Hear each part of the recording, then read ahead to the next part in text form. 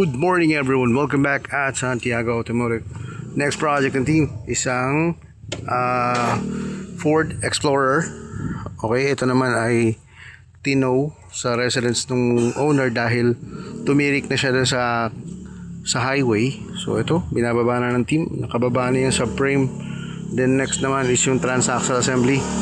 Check natin ano nangyari sa unit, sir. Update tayo.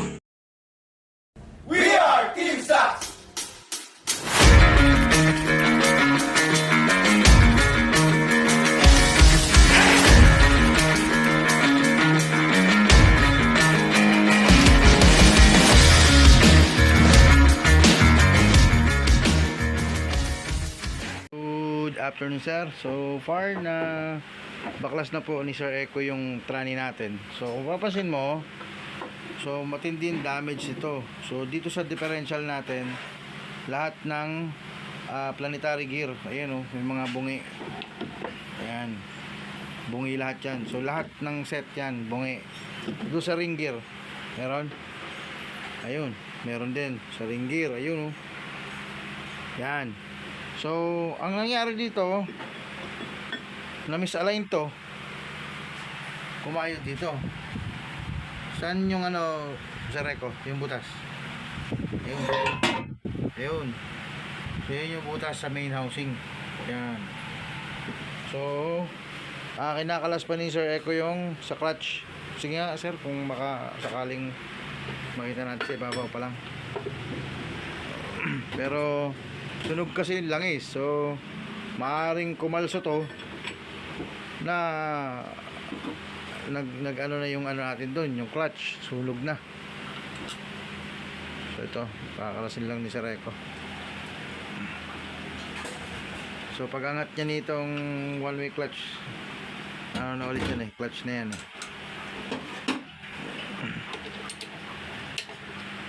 tagal tayo nung plastic na yon, yung guide.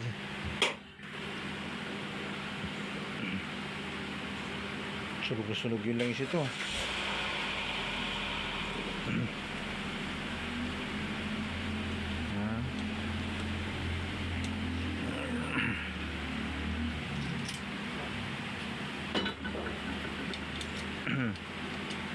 Yan, tapos tanggal tayo ng lock ng snap ring.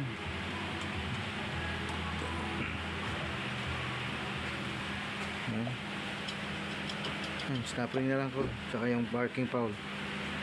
Yan. Ito.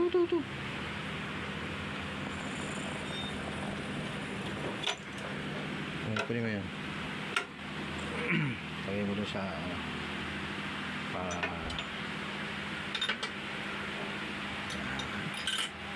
yan, tanggalin yung snap ring na yan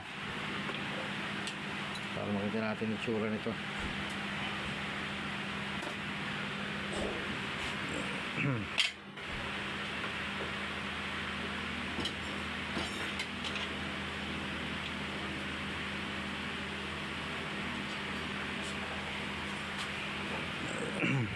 Yan.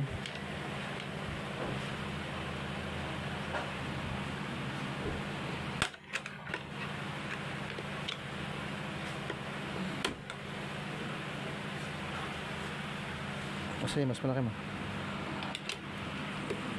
Yo.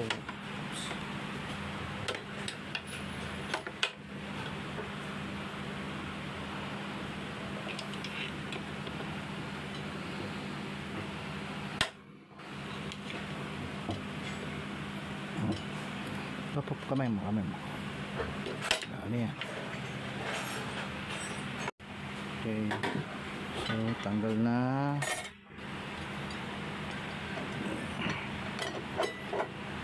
Yun yung mga linings.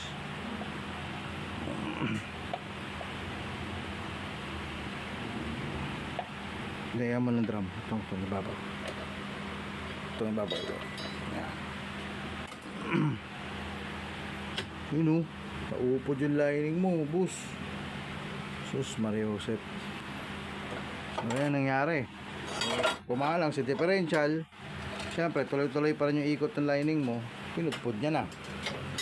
So, overhauling kit, filter, differential assembly, at machine shop nito, repair nitong housing na to. So yun, medyo ganun kalaki yung damage natin. Ford Explorer, hindi na kinayang i-repair itong bell housing na to dahil medyo matindi yung tama. So replace tayo ng bell housing. At the same time, itong differential assembly dahil dito naman sa mga bunging planetary gears, yan o, halos lahat yan. So definitely dito galing yung issue. Tinamaan niya, nakita mo yan. So tumama dito sa bell housing na to, naubos yung fluid, kaya tumirik itong Explorer na to. So magpapalit tayo ng rebuilding kit dahil yung kanyang mga lining ubos na. Then sunog din yung iba. So rebuilding kit, bell housing, planetary gear, differential gear assembly, at saka filter. So yun yung gagawin natin dito sa Ford Explorer na to.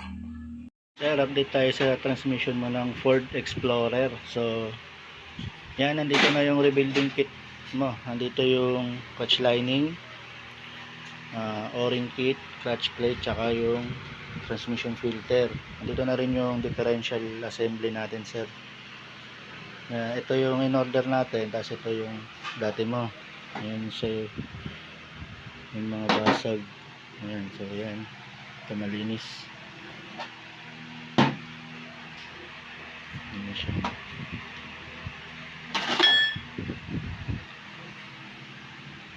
Ito yung sayo. Ay, may mga bungi. So ano na lang to, sir, assemble na lang to. Okay, 6F35. Ito yung tranny code nitong Ford Explorer ni sir. Okay sir, update lang kami. So ito yung ating i-replace na differential. Ito yung sa inyo. Ayan, yung may mga bungi. Ayan, oh. Ayan. So ito yung papalit natin. Same time nire-rebuild na ni Sir Eco. So ito yung kit. Then same time ito yung filter. So bagong filter tayo. Tapos rebuild na rin. Na-repair na rin yung bell housing natin. So kukunin na rin ni Sir Eco.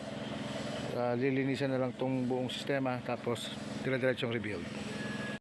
Okay, so reinstallation tayo. Reinstallation ng tranny ni Sir. Yan. Tapos salpak din tayo ng subframe. Then update kami mga shirt ma'am regarding sa test drive. Okay, so ongoing tayo sa test drive. So far maganda yung response ng transmission ni Sir. Maayos yung shifting niya at wala na ring leak. So ready na for delivery tong unit na to. Let's go!